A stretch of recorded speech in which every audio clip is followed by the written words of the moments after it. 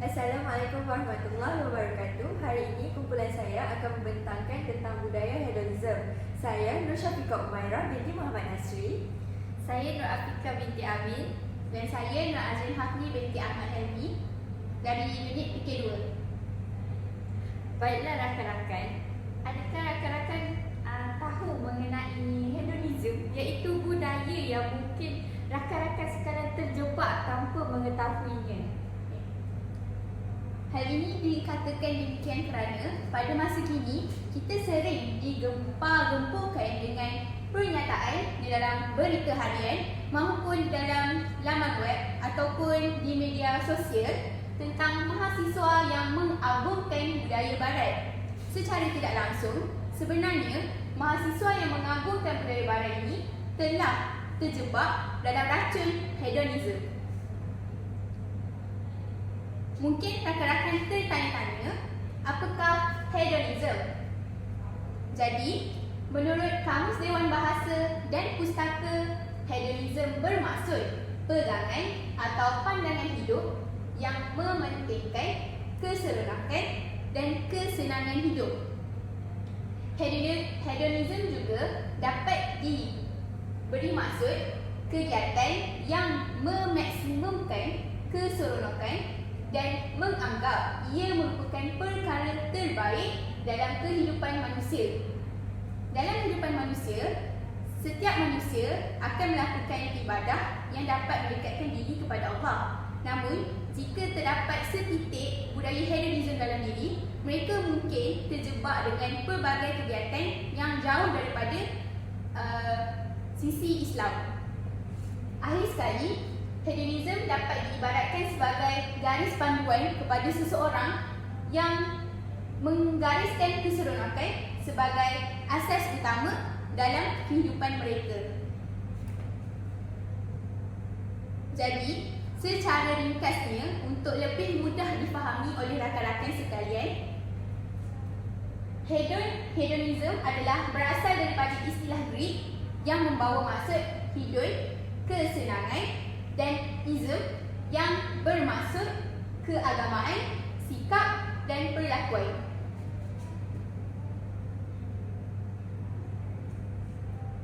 Antara faktor tamadun Greek yang boleh menurunkan tamadun Islam Melayu adalah disebabkan oleh budaya hedonism. Persoalannya, apakah contoh-contoh budaya hedonism? Yang pertama, budaya hedonism ialah mementingkan hiburan dalam kehidupan seharian. Sebagai contoh, budaya pergi ke kelab malam yang telah tertanam di dalam kamus kehidupan mahasiswa dan mahasiswi pada masa kini. Selain itu, tidak pernah merasa puas dengan apa yang telah dimiliki, baik harta maupun keluarga. Hal ini dapat kita lihat daripada amalan peer pressure yang telah tertanam dalam kehidupan mahasiswa, iaitu mereka tidak merasa cukup dengan apa yang dimiliki oleh mereka apabila melihat harta yang dimiliki oleh rakan-rakan mereka. Di samping itu, bergaul secara bebas tanpa ada batasan sama ada lelaki ataupun perempuan. Kesan daripada budaya ini kita dapat lihat berlakunya budaya seks bebas dan juga pelacuran online seperti DS yang dapat kita lihat di Twitter yang dinormalisasikan oleh mahasiswa dan mahasiswi di universiti. Baiklah, seterusnya adalah cara pemakaian dan tingkah laku yang mengikut gaya hidup masyarakat barat, iaitu dari segi pemakaian yang tidak sopan dan tidak menutup aurat, serta tingkah laku yang biadab dan bersikap sukaria. Seterusnya, melihat orang lain berdasarkan harta kekayaan dan merasa dirinya lebih baik daripada orang lain. Akhir sekali ialah mementingkan kekayaan dan sikap tamak serta tidak mengamalkan kehidupan bersederhana. Setelah mengetahui dan mendalami contoh-contoh budaya hedonism, kita dapat mengatasinya dengan mengamalkan langkah-langkah mengatasi hedonism berpandukan sendiri kepada penghayatan akhlak Rasulullah SAW. Pertama sekali, melalui ibadah. Kita kena tahu bahawa Islam tidak pernah menghalang umatnya mencapai kemuliaan hidup jika jalan yang diambil itu tidak bercanggah dengan hukum syarak. Hadis berkenaan baginda Rasulullah sallallahu alaihi wasallam dengan sahabat baginda iaitu Hanzalah radhiyallahu anhu. Pada suatu masa, Hanzalah radhiyallahu anhu merasa takut dirinya menjadi munafik kerana lalai mengingati Allah ketika berhibur bersama keluarga. Namun, baginda Rasulullah sallallahu alaihi wasallam bersabda, "Wahai Hanzalah, ada masa untuk urusan keduniaan, ada masa untuk beribadah. Dan jika hati kamu sentiasa sama seperti kamu sedang mengingati Allah Subhanahu Wa Taala, para malaikat akan bersalam denganmu dan memberi salam kepadamu di pertengahan jalan." Hadis ini memberi tahu kita sebagai umat Islam, kita boleh berhibur tapi pandai mengawal hiburan dengan ibadah yang dilakukan dalam kehidupan seharian. Antara langkah-langkah untuk mengatasi budaya hedonisme adalah peruntukan masa untuk beribadah. Umum mengetahui umat Islam perlu melakukan solat wajib, melakukan solat 5 waktu dalam masa sehari. Jadi kita boleh memperuntukkan masa dengan sebaiknya ketika melakukan ibadah solat. Sabda Nabi Muhammad sallallahu alaihi wasallam, baginda berkata, "Serulah anak-anak kamu bersembahyang apabila mereka mencapai umur 7 tahun dan pukullah mereka apabila mereka mencecah umur 10 tahun." Jelas menunjukkan ibu bapa memainkan peranan penting dalam mendidik anak supaya anak-anak tidak memasuki budaya hedonisme dan selari dengan peribahasa melentur buluh ialah dari debungnya. Tambahan, setiap ulama ataupun guru-guru maupun penceramah bebas atau penceramah yang di masjid boleh mempertingkatkan gerakan dakwah. Jadi mereka boleh menggunakan istilah turun padang. Para pendakwah boleh meluaskan skop dakwah mereka, bukan sahaja dalam memberi ceramah semata-mata. Apabila mereka menggunakan konsep turun padang, dia dapat memberi kesedaran secara langsung dan tidak langsung kepada semua individu bahawa mereka juga layak untuk berubah. Tambahan, ceramah yang dilakukan ataupun istilah turun padang yang dilakukan dapat mempraktikkan urusan keduniaan yang benar dan tidak melawan hukum syarak.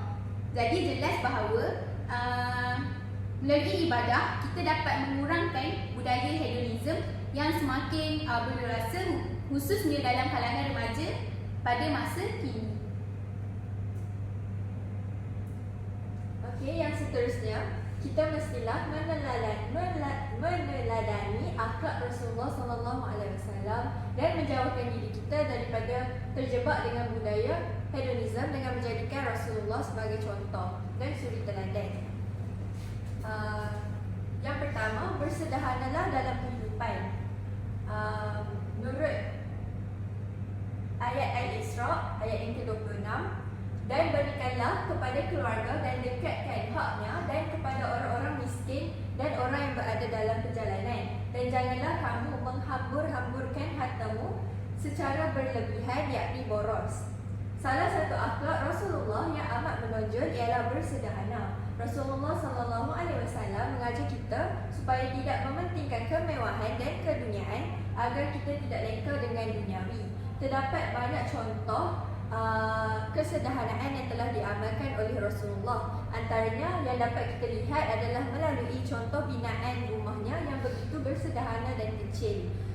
Sebagai contoh, apabila Rasulullah hendak beribadah ataupun solat pada waktu malam, baginda terpaksa mengalihkan kaki Aisyah radhiyallahu anhu yang sedang tidur dengan lena. Hal ini menunjukkan bahawa betapa kecilnya kediaman Rasulullah walaupun Rasulullah merupakan pemimpin Islam pada masa baginda, pada zaman baginda. Seterusnya, Rasulullah SAW juga tidak pernah makan sehingga beliau kenyang, yakni makan dengan makanan yang begitu banyak. Beliau selalunya hanya makan hanya sekadar untuk mengalaskan perut baginda sahaja. Menurut kata Malik bin Dinar, Rasulullah SAW tidak pernah berasa kenyang disebabkan oleh roti ataupun daging, kecuali ketika sedang menjamu tetamu baru beliau makan sehingga kenyang. Hal ini menunjukkan betapa bersederhananya Rasulullah dalam kehidupan baginda. Seterusnya, zuhud kepada perkara keduniaan.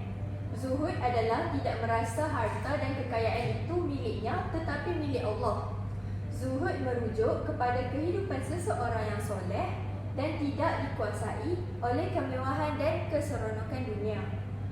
Menurut Ibn Rajab Al-Hanbali, maksud zuhud di dunia adalah mengosongkan hati daripada menyibukkan diri dengan dunia sehingga orang itu dapat melumpuhkan perhatian untuk mencari redha Allah, mengenalnya, dekat kepadanya, merasa tenang dan rindu menghadapnya. Oleh itu, sikap seseorang yang sanggup meninggalkan kesenangan dunia dipanggil sebagai zuhud. Mereka ini mempunyai akhlak yang baik seperti beriman kepada Allah.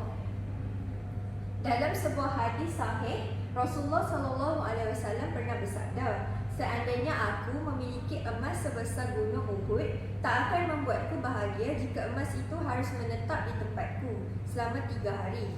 Akan aku bagikan sekian dan sekian, kecuali sedikit aku pergunakan untuk membayarkan hutangku." Tambahan lagi, Allah SWT pernah menawari Rasulullah SAW 2 buah gunung untuk diubah menjadi emas dan perak. Itu terjadi sepulangnya beliau dari Taif dalam keadaan sedih dan murung. Tetapi Rasulullah menjawab, "Tidak Tuhanku, sehari saja kenyang aku sudah memujimu. Yang sedikit dan cukup itu lebih baik yang banyak tapi melenakan." Oleh itu, kita haruslah mengamalkan sikap sederhana dan zuhud bagi mengelakkan kita terjebak dalam budaya hedonisme yang boleh membawa kita kepada kancah yang memburukkan kita. Baiklah, seterusnya melalui akidah. Akidah berfungsi sebagai tonggak bagi seluruh perancangan hidup manusia, khususnya yang menyentuh aspek perancangan umat. Firman Allah dalam kitab suci Al-Quran yang bermaksud, "Dan ingatlah bahawa kehidupan di dunia ini meliputi segala kemewahan dan pangkat kebesaran, tidak lain hanyalah kesenangan bagi orang yang terpedaya." Surah Al-Imran ayat 185. Baiklah, berdasarkan ayat Al-Quran tersebut, kita dapat menyimpulkan bahawa Islam melihat konsep kebaikan dengan melibatkan pembangunan ummah yang memberi fokus kepada aspek pembangunan berteraskan keutuhan dan juga kerohanian. Manakala kebaikan yang dibawa oleh budaya hedonisme membawa maksud kepada apa-apa sahaja kebaikan atau yang berbentuk keseronokan sahaja. Kaedah-kaedah bagi mengelakkan berlakunya hedonisme ialah 1. Menguatkan pegangan agama, iaitu dengan meletakkan paksi pemikiran kita berdasarkan Al-Quran dan juga As-Sunnah. Iaitu kita perlu mendalami ilmu agama agar tidak mudah terpesong dengan godaan duniawi. Langkah yang kedua ialah kita perlulah menyelaraskan gaya kehidupan kita dengan nilai keimanan, iaitu aktiviti di dalam kehidupan kita mestilah selaras dengan nilai-nilai keimanan yang merangkumi kepada keyakinan serta wujudnya unsur ketundukan terhadap perkara yang diimani kita. Iman yang teguh dapat menjauhkan diri kita dari bersikap leka dengan kesenangan dunia, kerana yakin bahawa setiap perkara yang kita miliki di dunia ini adalah bersifat sementara.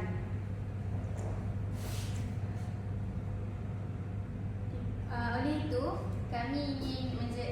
menegaskan bahawa rakan-rakan perlu mengelakkan diri daripada terjebak dengan budaya hedonism dengan melakukan langkah-langkah yang telah diterapkan oleh Rasulullah sallallahu alaihi wasallam supaya diri kita tidak terlibat dengan racun hedonism. Jadi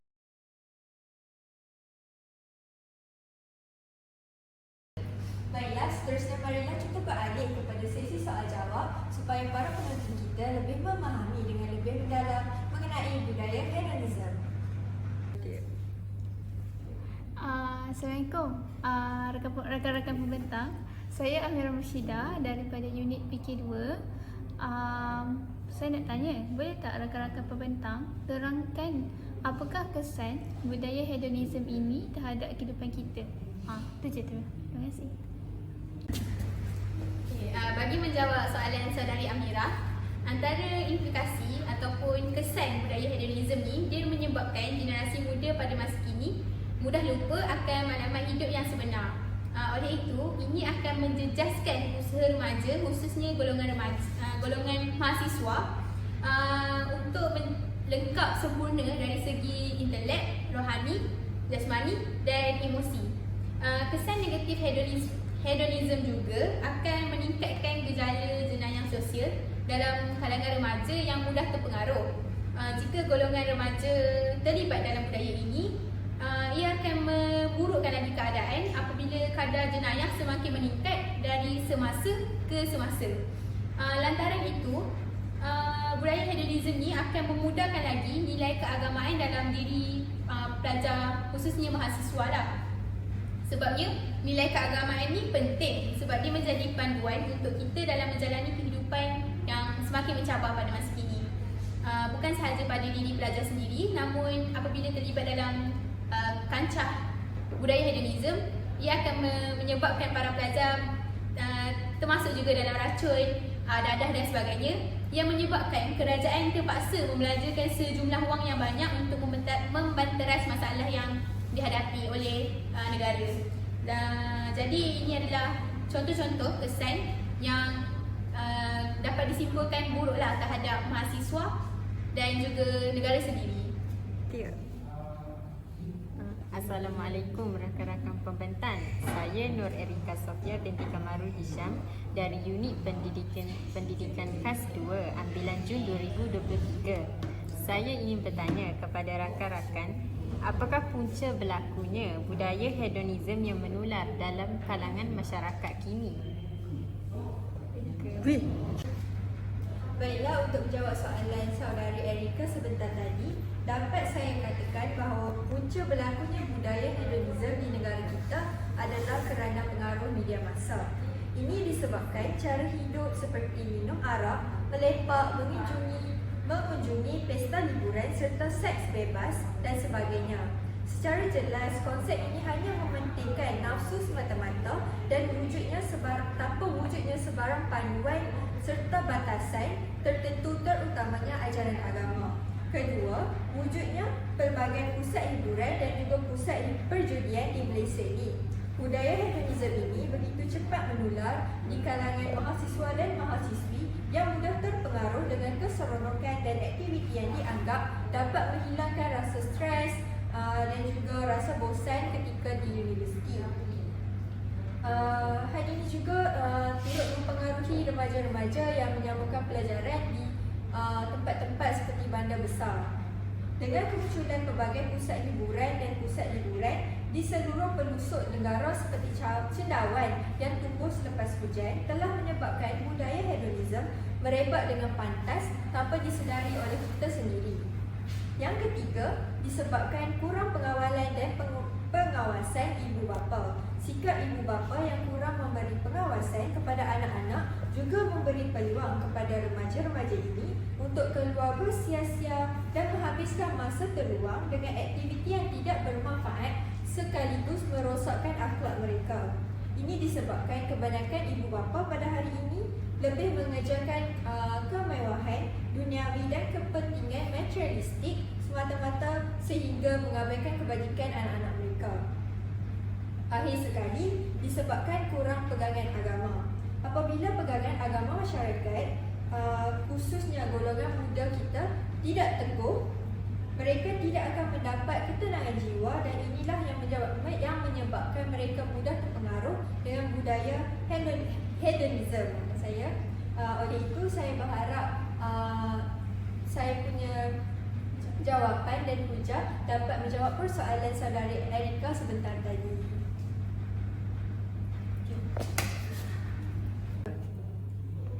Assalamualaikum. Saya Zulfatini binti Nasri. Saya mahu bertanya kepada para pembentang.